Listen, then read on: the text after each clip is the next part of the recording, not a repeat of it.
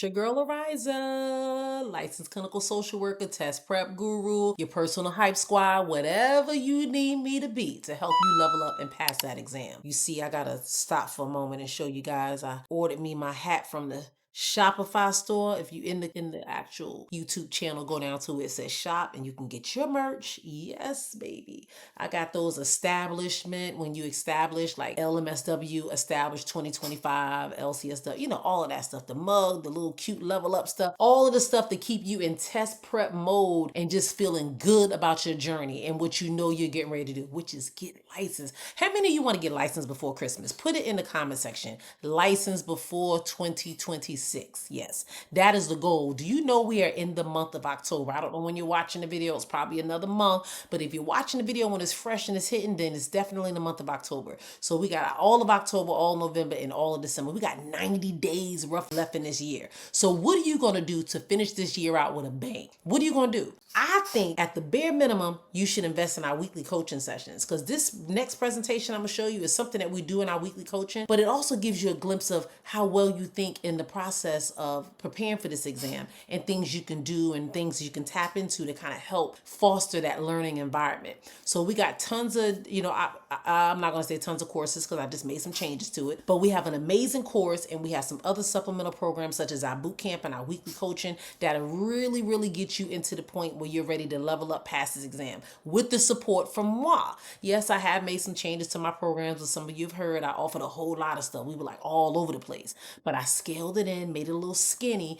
so that way I can show up for you. That is my main goal. When I started this community and I started doing this YouTube channel, I wanted to give back to the people and help them like I've helped dozens and hundreds of people up into this point, but just outside of the social media realm. Many of you might not know, but I've been licensed for, well over a decade, probably hitting about a decade and a half, I think 2012. So roughly about 13 years that I've been licensed, and I've been providing supervision for well over a decade and helping other people pass the exams. And I've always been passionate about it. So I'm just saying that to you because some of you guys think I'm the new person on the block. Like, where you been? Where you from? I just haven't been on YouTube, TikToks, Instagram and all those places, but your girl is here now and I'm here to stay. So if you want to learn, you want to level up, you want to pass your exam, this is the channel to tune into. Now, if you got friends and other people who are studying, y'all tune in together. Like, you know how you do a Netflix and chill? Do a LCSW vibes and chill. All y'all get together, get you a pizza or some fruit, lettuce, whatever you eat. Come together, get your little drinks, your little wine. Well, I don't know if you want your wine or your drink because you want to be in a good mindset. Whatever you do it in a group, and then y'all all come together, and then you got moi that can provide support. All right, without further ado, I'm gonna go ahead and jump into this video. I'm gonna share my screen. I debated whether I want to just read it or whether I want to share it, and I decided for this one I'm gonna share it with you guys because I think if I share it, you're able to see it, visualize it, have a true understanding of what's going on in this situation, and then be able to dial in. And also, before I jump into the video, make sure you go to the comment section and tell me your thoughts on this, whether you like this type of presentation, whether you prefer me to do my other type of videos. I need to hear from you guys. I know the content you guys want, but how you want to deliver it, I'm curious. Do you like when I do the videos and I'm talking straight to you like this? Do you like when I share my screen? Do you like when I give you guys quizzes and questions and ask you to comment in the chat? Like, I don't know. Just tell me what you like. That's all I need to know. All right, let me go ahead and share my screen so you guys can see what I'm talking about. Ethics, all right? So you guys want to know it's ethics, and it's the dual relationship dilemma. You guys see that? Yeah. All right. It's dual relationship dilemma. That's what we're going to be talking about today. And I want you guys to hone in and pay attention because sometimes these situations come up in everyday life. Like, you guys have probably been hit with all type of dual relationships. It happens to me quite a bit. I work with people. I see people on Facebook. In my community, I have people who've done private practice with me. I have people on my Facebook friends that refer people to me for private practice all the time. And then I'm working with a friend's friend. And it just gets kind of, it's like, do I go to that cookout? Do I go to that event? Because I know that's their best friend that they referred and they're going to be there, and it has all those different things to do. But what makes it clear is if you know your code of ethics, you know what the NASW is saying to do or how to handle a thing. Sometimes it's gray, but you can read it and decipher what you need to do based on the information that is given to you. And if you really need us to break it down and hone in, that's what the boot camp is for, guys. I'm just telling you, the boot camp gets better and better and better. Like, what I got planned for this month boot camp is just I was like, girl, when I was coming up with the idea and how to make it better and stuff, and I was like, damn, you are good. That's what I had to say to myself, because I mean, I'm putting everything up in here. I thought the first one was good. I thought the second one was good. I thought the third one was great. I thought the fourth one was amazing. But this one right here is phenomenal. Yes, phenomenal.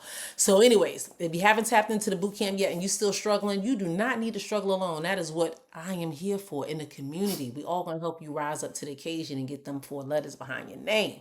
So without further ado, as I said that about 6 times, I know somebody's going to do the timestamp. It's actually 5 minutes and 40 seconds if you guys want to put it in the timestamp when I started presenting. All right. So here we go. The dual relationship dilemmas. All right. So jumping into it real quick, we're going to talk about Miss Rodriguez. We're going to talk about Mr. Chen. And this is an ethical dilemma between this person, Miss Rodriguez and Mr. Chen. As I go through this, I'm going to tell you who you are so you know exactly where you show up. All right. So Miss Rodriguez is the licensed clinical social worker in this case. Or if you're LMSW, the LMSW, because you can still do the same thing just under someone else's license once you get that bad boy. So whatever you want to be, if it's an LMSW, LCSW, put yourself in the story. The bottom line is you're Miss Rodriguez. If you a Mr., just be Miss Rodriguez for this presentation. We don't want to make things difficult. You know, we just gonna flow with it. All right. Now, Mr. Chen is a 42-year-old male, and he is in therapy, and he's been in therapy for about 10 months. So what the issue is in this situation is they share small town community ties. So they all live in this community together. They all have been working together, and they all have, connections with other people that they know. So Miss Rodriguez is a board member for a local arts nonprofit. She discovers that her client, think about it. So Miss Rodriguez, that's you. You're a board member for a local arts nonprofit organization. Your client, Mr. Chen, is going to be the keynote speaker at your upcoming fundraiser gala. So think about that. You're on this committee and,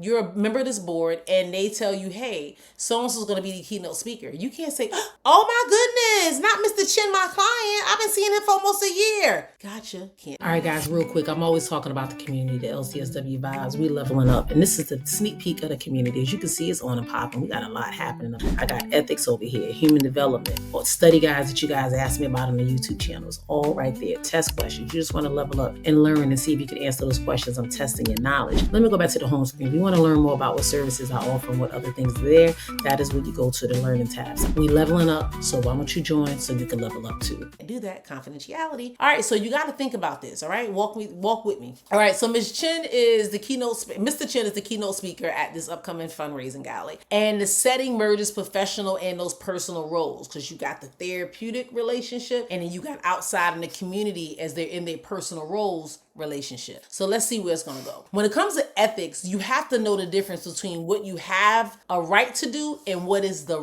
right thing to do. So that's the key, guys. And that's what's really, really important and really has us thinking when it comes to ethics, because even though you know the difference between confidentiality, dual relationship, self-determination, like all these terms that are thrown out, you know the difference between them, but knowing what you have a right to do in that given situation or scenario according to your NASW Code of Ethics and what is the right thing to do, that is the big difference. That is huge. So that's what makes ethics, because we get all type of situations and circumstances and we're put in these different binds. But when you know the right thing to do and you know what you have the right to do and what is the right thing to do, because I'm getting tongue tied, that is what you have to think about. That is the key, what you have the right to do, because there's a lot of things we have the right to do, but there's also the right things to do according to the NASW Code of Ethics. So I know Potter Stewart was a little tongue-tiery when they came up with this, but it makes perfect sense in the grand scheme of things. So really think it through. Moving on without further ado, let's define dual relationships, what they are and why they're risky. They occur when a professional has more than one relationship with the client. So it can be a social situation, a business situation, professional.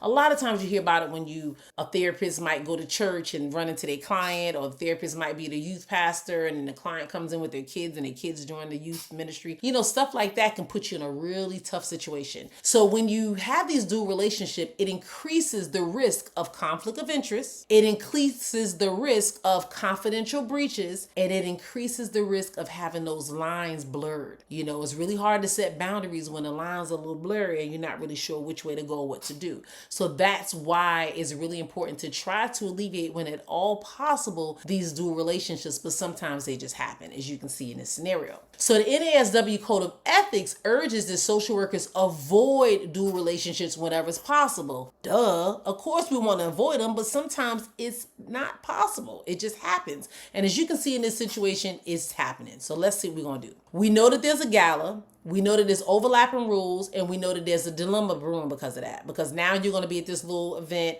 in your little board position, and then your client's going to walk in and be the keynote speaker. So it's kind of hard to alleviate that. Now, because you're in this role, you're required to attend as a board member. Mr. Chin is featured as the gala's keynote speaker, and it's a high profile event. So all this public interaction and engagement, you can't just see Mr. Chin and run the other way because you're part of the board. So you're probably going to be engaging with him a lot. Now, the conflict is Ms. Rodriguez's presence could inadvertently disclose Mr. Chin's client status and undermine the therapeutic boundaries. Now, that could happen. But what also could happen is that Miss Rodriguez's presence could inadvertently disclose not only that Mr. Chin's a client, but vice versa. What if Mr. Chin's up there doing the presentation and he's like, I would not be able to stand up here in front of all of you if it wasn't for my therapist, Miss Rodriguez. And then everybody's looking at Miss Rodriguez like, oh, you his therapist?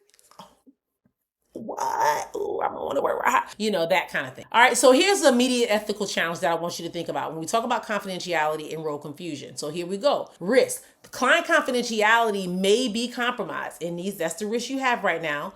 Other attendees may connect Miss Rodriguez and Mr. Chin. They're like, I always see Mr. Chin head into that facility, and I think you work there. Does he happen to get services or something with you guys? That could be a risk. Role confusion. Miss Rodriguez as the therapist and the community member, and now she's overseeing him in his role where he is the actual speaker. It's kind of like, I don't see you in the therapist role. I see you as a member of the board. How well did I do? What do I need to do? Who do I collect my funds with? Whatever it is, she can be engaged in that type of scenario situation with him. So you have to recognize that these challenges are the first step when it comes to upholding ethical standards. You have to address these challenges ahead of you and see, what does the NASW Code of Ethics say and how should we go about handling this? Hey guys, let's stop by to tell you this. You do not have to win alone. Absolutely not. People in the community are winning each and every day. The proof is in the pudding. Go in the community. It's free. We're throwing down test questions, case studies, the FNBM method, all the details and everything you need so you can succeed. Click the link in the bio and join. You don't need to do this alone. See you soon. So remember, confidentiality is the cornerstone of ethical social work practice. It just is what it is. Now, this is what I want you to do. This is you, the audience, right? And I want you to engage with me right here. I got some questions for you. You know I did. And I want you to know I want you to know how to answer these questions if they were on exams. I want you to get a sheet of paper first and foremost. But the questions are going to be about, what should Miss Rodriguez do? All right, so go ahead and get your pen and paper and, let's jump back in. And what I'm going to do, I really want you to think about it. And I know you guys love and y'all be hounding me. Where them answers at? Where them answers at? Where them answers at? That's probably not even a song. But anyways, I'm going to drop the answers. I promise, guys, in the chat section. It would be pinned at the top. It will say answers, bloop, bloop, bloop, right there at the top. So I want you to take some time, read through the questions. Someone will just come to you. And you're going to already know it. You don't even need to see the answers, but if you choose to see the answers, come back after you watch the whole video. Not come back, but after you watch the whole video, just go up there and you're going to see it. All right? So the first question, what is the best immediate action Ms. Rodriguez should take upon discovering Mr. Chin as the keynote speaker? Should she, A, immediately terminate that therapeutic relationship with Mr. Chin, citing an unavoidable boundary conflict? B, should she call Mr. Chin and disclose that she is a board member of the arts organization and will be attending the event? C, should she consult with the supervisor or ethics committee to determine the least intrusive course of action? D, should she avoid the gala but instruct Mr. Chin that they must not acknowledge each other in public? I think your girl did a thing with these answer choices. I'm curious to see what you guys are thinking, because these right here, they got a sister thinking. So I know they got you thinking. So just read them out again, say it to yourself, and think what logically would be the best option or situation in this case. All right, number 2, the primary ethical standard that Mr. Rodriguez must prioritize in this situation. Mrs. Rodriguez must prioritize in this situation according to the NASW Code of Ethics is A, competence, B, confidentiality, C, integrity, or D, social justice. All right. And question number 3. This is the last one. So I hope you got A and B. If not, pause it, go back, rewind it, watch it. All right. 3. If Ms. Rodriguez decides after consultation that she must attend the gala, what is the most ethical long-term strategy regarding her relationship with Mr. Chen? Should she A, inform Mr. Chen that she will attend but will make every effort to avoid interaction with him? B, should she negotiate a temporary explicit understanding with Mr. Chen on how to handle interactions if they occur, focusing on minimizing disruption to therapy? C, should she offer to transfer Mr. Chen to another therapist who is not associated with the arts organization? Or D, should she change her role at the nonprofit to one that does not require public attendance at events? All right, so the ethical principle, confidentiality, comes first. Protecting the client's privacy is the prime directive. It doesn't matter. That is what your goal is as the therapist, the social worker, the LMSW, LCSW. Your job is to protect the client's privacy. Even the possibility of public association can breach that trust and impact that confidentiality piece. So the NASW Code of Ethics, section 1.07, because I know how you guys like to memorize the code and go back and double check your girl. It demands that the highest regard for the client is confidentiality. All right. So when it comes to the ethical decision-making process, when in doubt, you always consult, you don't act alone. So the immediate action for these would be consult with the supervisor or ethics committee. You don't want to just make a decision on your own. That is the first question. That was question number 1. So I'm still going to post them in there, like I said, but we're going to go through them so you have an understanding. And I know some of you guys are not going to remember if it's A, B, C, D, or whatever. So that's why I'm going to post it. But for here, it's walking you through because I hope you've taken the questions and you understand now. You want to avoid premature action without guidance, and you want to collaborate reflective helps. Like you always want to minimize client risk and prevent any personal biases that you might have. So when faced with the ethical dilemma, what do? Consultation is not just helpful, it is required. So that's when you see a lot of these supervision questions, consult supervisor. I always tell my people that's likely what the answer is going to be. You want to kind of do that first. Are you studying for the LCSW or LMSW exam? Don't waste time on the wrong prep. Try my test prep program for free with a full module that gives you the real strategies, the real practice, and real results. Plus, you get access to my exclusive test prep community where you'll find support, study material, and accountability. No risk, no stress, just results. Click the link in the bio so you can get ready to win with the winning team. All right, let's talk about some long-term strategies when you're trying to mitigate these confidentiality issues or these dual relationship issues, should I say. First, collaboration. You want to include the client whenever you're making a decision. 2, informed consent. You want to be transparent about your potential overlaps. Like, hey, this is what I do. I might see you here. This is what I do here, blah, blah, blah, blah, here. You want to engage and let the client be aware of that. And then negotiate boundaries. You want to develop an explicit plan for whenever there are public encounters. And that's really important when you're working with the little teenagers or the little young folks, because they run into you, Miss Hillman, or Miss Arisza, or whatever they call you, and they're so excited. That's my therapist over there. So, if they choose to do that, that's on them, but you really want to explain to them. And normally the younger kids are harder to explain that to. So you definitely want to make sure that you do that in your role if you're providing therapeutic services or service where it is confidential services being provided to a client.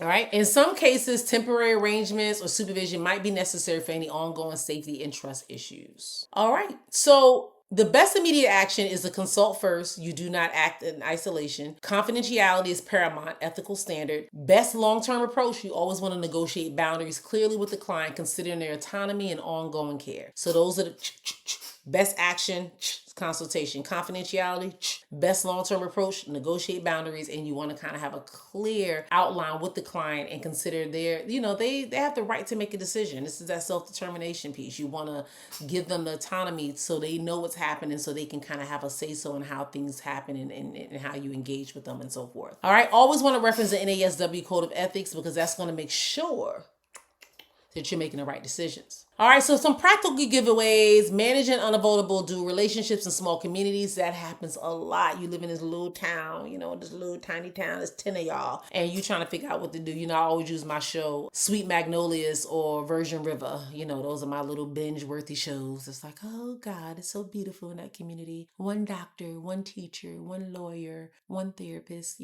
whatever it may be. But when you see that, I think about those shows when you're looking at best practices, because you always want to stay proactive. You want to anticipate if there are any conflicts. You want to communicate openly, involve the client in problem solving and all that good stuff. You want to document everything. That's just what we do. And you want to know where and when to seek help. Like, do you contact the ethics board? Do you ask your colleague? Do you talk to your supervisor? Like, you want to seek that support when needed. All right. So remember, the goal is always to protect the therapeutic relationship. You want to uphold the client trust, even when boundaries get all complicated and get complex. That is what we do as social workers. All right. So without further ado, this is the end of my presentation. I hope you enjoyed. If you have any questions, any concerns, make sure you drop them in the comment section. Tell me what you thought about this layout in this presentation. Was it helpful to share the slides, go over some situations? If you want something on a certain topic or certain situations you're struggling with when it comes to ethics, hit me in the comment section. Yes, guys, I read each and every comment, but as you guys are just growing and growing, we just hit about 5,500, I believe, in this YouTube channel, which is absolutely amazing, guys. It hasn't even hit a year yet. I think we hit a year roughly in October, but from October to about April or May, it took to October to April to hit 1,000 subscribers. That just gives you an idea. October to April to May. So that is 7 months to get to 1,000 subscribers, and we're still a little less than a year shy, and we're at 5,000. So you can see how we're just like 2x, 3x, 4x. We're just doing the darn thing, and oh my goodness, you guys have no idea how much I appreciate you guys. I appreciate the love. I appreciate you rocking out with me, telling me the things that you like, the things that you prefer, the things you want, all that good stuff, because that is what I'm here for. My job is to help the social workers just take over. I think we're that profession where we just kind of like the silent killers. Like, we just amazing. Like, I tell people all the time when they be like, what are you? I'm like a social worker, because I'm putting social workers on the map. I think people just don't realize how blessed and how amazing it is to be a social worker. I'm talking about you. I don't know if you realize how it is. So give yourself a pat on the back, because you're in an amazing profession. Yes. And if you have passed your test or about to pass your test and you're like, look, I need to figure out what to do next. You guys all know that I have another YouTube channel. It actually was out before this YouTube channel started, but I kind of switched gears and went back to kind of say, look, I need to help my people get licensed first, and I'll come back to this. So just to kind of let you guys know, you can hear the video in the back. I am going to share that channel with you really quickly, just so you guys can chime in, support. I definitely appreciate it. And I'll tell you what this channel is about right here. This is my Coaching the Elite channel. This is my channel all about business strategy, helping you scale, helping you grow your business. I don't care if you're trying to open up a laundromat, a food truck, your private practice, no matter what it is, this is what it is. And I have a paid community for this one. It is a paid community, and it helps those that are actually trying to work towards doing something with their degree, their expertise, whatever they have going, and actually being able to just learn. And that's what I do, my business coaching. That is like one of my true passions, is helping people develop businesses and tap into something. And just think about that. As a social worker, there's so many things that you guys are not aware of that you can do, and this is what this channel helps with. It primarily talked a lot about private practice, but I kind of, went in a little bit more in some other areas, because I have a lot of other people that are in business that follow the page or ask me for advice. So that is what I do over there. So definitely tap in. It is Coaching the Elite. If you guys are in the market or looking to do that, or maybe you got a friend, or maybe you just got licensed, or better yet, you about to get licensed like next week. So if you're gonna get licensed next week, it's time to start doing some stuff,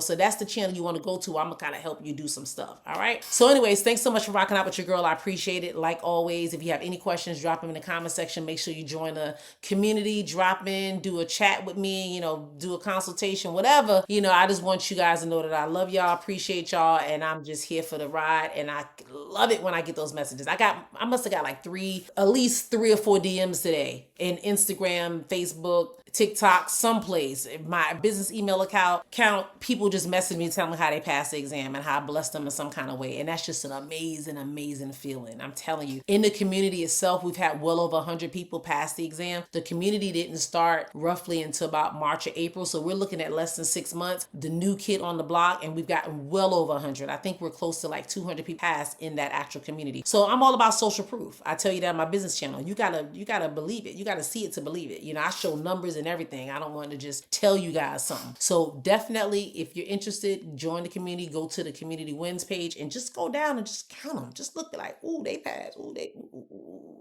You'll see all that stuff. But anyways, it's been fun. It's been great. I hope this was helpful for you. Make sure you like and make sure you subscribe, and I'll see you next time.